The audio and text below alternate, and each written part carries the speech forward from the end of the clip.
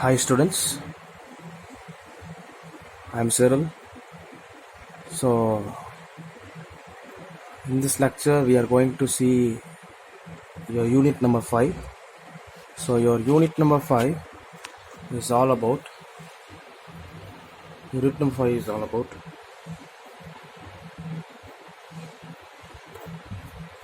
stresses in beams. Stresses in beams. Okay, so we are going to see this only. So in the last lecture I have finished your unit number 4, that is based on moment of inertia, and the previous lectures also I have finished you first unit number 1, unit number 2, unit number 3 is about drawing shear force diagram and bending moment diagram. So this unit, if you see your syllabus, stresses in beams, very simple unit. So we are going to see that only. Okay,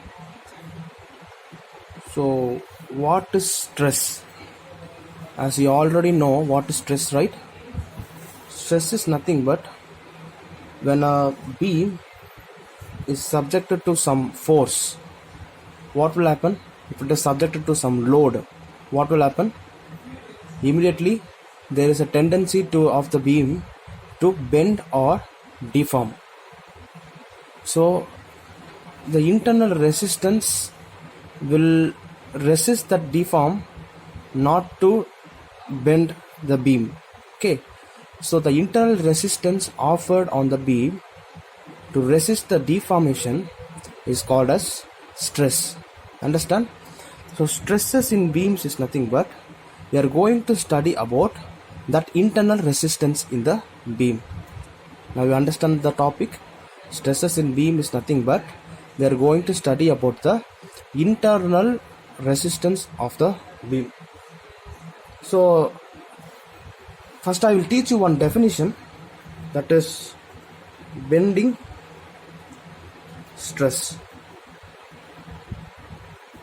Bending stress. Okay, so bending stress is nothing but when a beam is loaded, as a matter of fact the bending moment at the section tends to bend or deform. Same definition only. What is meant by stress? Stress is nothing but what? When a beam is loaded with some external loads, it may tend to deform. So that internal resistance which is offered to resist the deformation is called as what? Stress. Bending stress is nothing but the same definition only. When a beam is subjected to with some external loads, it may tend to deform, so that the deformation will produce bending in the beam. As you have studied in unit number 3, you have studied what? You have studied about how to draw shear force diagram and bending moment diagram. Am I right? So how that shear force and bending moment acting on the beam? Due to the external load on the beam, as I have told you in the introduction part, right, in the shear force and bending moment diagram, so the corners of the beam will be subject to shear force, and the center of the beam, the middle portion of the beam, is subjected to bending moment. Okay, so there is, if the load is applied, means there is both bending moment and shear stress, shear force. So bending stress is nothing but, what is stress? Stress is nothing but what? The internal resistance offered to resist any deformation produced in the beam. Bending stress is nothing but the internal resistance that is offered to resist the bending in the beam. You understand? Stress is nothing but the internal resistance that is offered to resist the deformation. Here, due to that deformation, bending will happen. Yes, there is bending and shear force. So the stress, that is nothing but the internal resistance which is offered to resist the bending, is called as bending stress. I will give you the definition. Okay, you can see the definition here, so that you can write in your notes. When a beam is loaded, as a matter of fact the bending moment at the section tends to bend or deflect the beam, and the internal stress resists its bending. So the internal stresses, the resistance offered by the internal stresses to bending, resistance offered by the internal stresses to bending is called as bending stress. You understand? So this is the simple concept of the definition of bending stress equation. Okay, next one we are going to study concept of pure bending. Okay.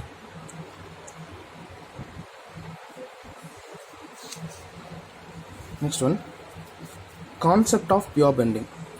Concept of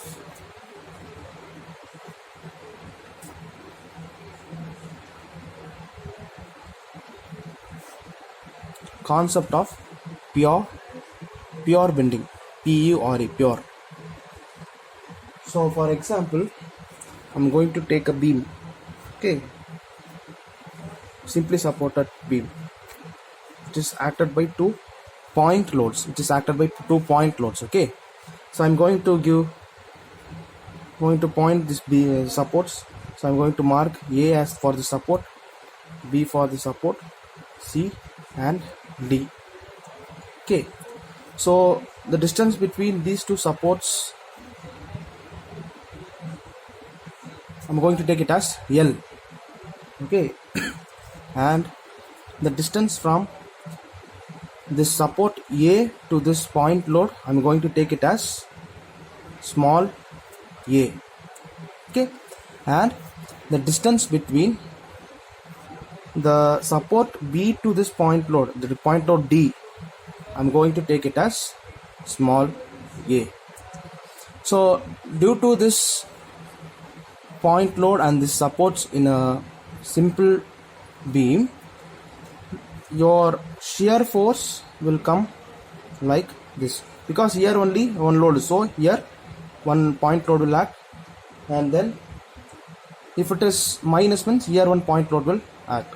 Okay, and in this place there is no load. Yes, in this place there is no load, so it will be neutral. So in this place no load, it will be horizontal, one support is there. Here also it will come like this, support is there, as you studied in your shear force bending and bending moment diagram. So negative, positive. For example, I'm taking, so this is your neutral line. Yes. Second, your bending moment will look like, see, I'm drawing things. Your bending moment will look like, so it will be in inverted inclined line, right? So it will be inclined, so it will be look like this, because in this place from C to D there is no loads. Okay, A, C, D, B, there is no loads, it will be horizontal. Yes. Okay, so this is your bending moment and shear force diagram in your particular figure, that is support A and the particular given loads and the support. Okay, so what is pure bending? So I'm going to teach you what is pure bending. So still now we have studied about bending stress. Am I right? What is bending stress? The internal resistance that is offered to resist the bending is called as bending stress. So concept of pure stress is nothing but when a beam is subjected to external loads. See, this is the beam. This beam is subjected with external loads. The beam is subjected with external loads. Okay, so such that the forces on the beam is 0, then the beam is said to be pure bending. See, this is the beam. See, this is the beam. In this beam, this force is shear force. This shear force in this part, in this particular part, the force is what? 0. Okay, so it's nothing but when the beam is subjected with external loads, such that the force on the beam is 0, such that some part of the beam the force is 0, so that then the bending moment is said to be pure bending. You understand? So there is some external loads, so due to this external loads there will be surely shear force and bending moment. So at the area particular point where there is no loads, the bending moment and shear force is 0. Okay, so that zero, then the bending moment is said to be pure bending. Okay, if it is 0 means that bending moment is called as pure bending. This is concept of pure bending. So that is what I told you. So we have took a simple supported beam. So it is observed that AB of the beam is subject to pure bending. When a beam has both the shear force and bending moment acting, so there are two types of bending. One is pure bending. Pure bending I have told you, right? Pure bending is nothing but when a beam is subjected to some external loads where there is shear force is 0 means then the bending moment is said to be pure bending. Again, next thing is simple bending. Next one is simple bending. Simple bending is nothing but when the beam has both shear force and bending moment happening only, then the beam. See, simple bending is nothing but when the beam is acted by both shear force and both bending moment. This shear force, this is bending moment. Both shear force and bending moment, that is called as simple bending. So the difference between the pure bending and the simple bending is simple only. It's very, very simple. What is the difference is, pure bending is nothing but the bending moment and the force on the beam is 0. That 0 bending is called as pure bending. If in a beam, in a particular beam, if there is both shear force, this is shear force acting, both shear force and bending moment is there means that is called as simple bending. You understand the concept? So these are the basic simple concept of shear force and bending moment. Very, very simple. Very, very simple to understand the concept. Okay, so it's all about understanding. Yes, so pure bending, simple bending and bending stress. So still now we have studied about 3 topics. Very simple, right? So next we are going to study about the neutral axis. Neutral axis, very, very important, this neutral axis. So in the previous unit you have studied about centroidal axis, right? Centroidal axis. What is centroidal axis? The axis which is common to both compression and tension. See, for example, I'm going to see, sorry for this video because without anything we are taking this. Okay, so neutral axis, we are going to consider a beam.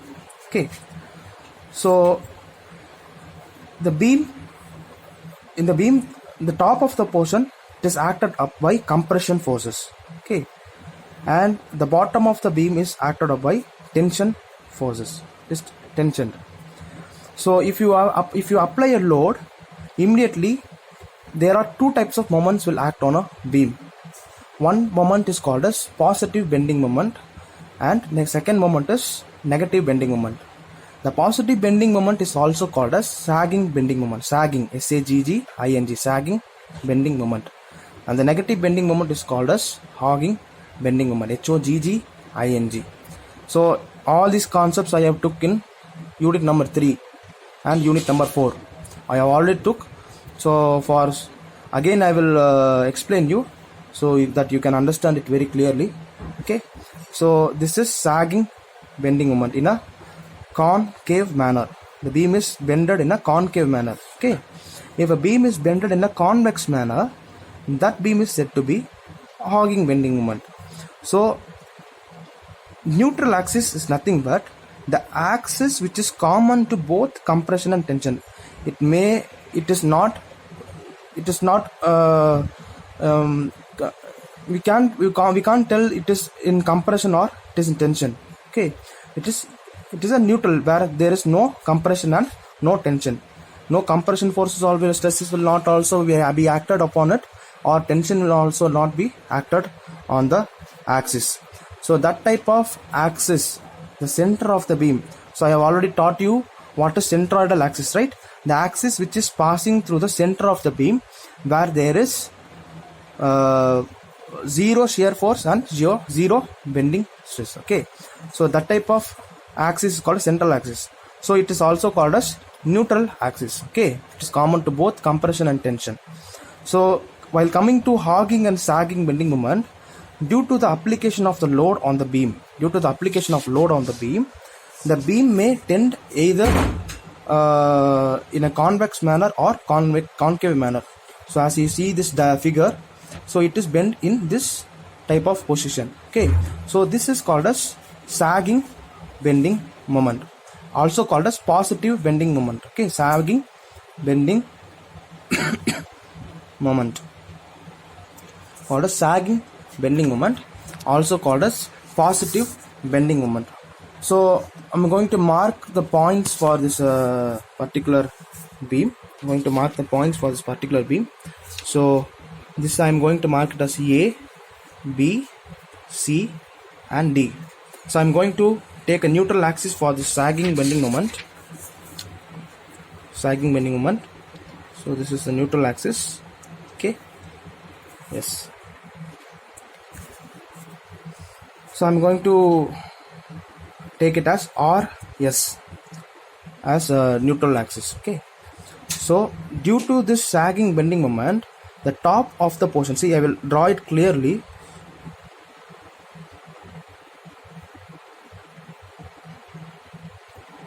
Due to this positive sagging bending moment, the top portion of the beam is reduced in its length, and the bottom portion of the beam is increased in its length. So what is tension actually? Tension is nothing but there is change in length, that is increase in the length of a particular object or a beam. That is called as tension. What is compression? There is a decrease in the length of a beam. So as you can see in this sagging bending moment, the top of the beam is decreased, the length of the beam is decreased due to this bending, and the bottom of the beam is what? It is stretched due to this positive bending moment. Yes, but if you see this neutral axis R and S, there is no change in this neutral axis. It is not compressed or either tensioned. Yes, so this is called as neutral axis. It will not have compression either tension. So this is called as sagging bending moment. Okay, hogging bending moment is nothing but same. Due to the application of the load, the beam may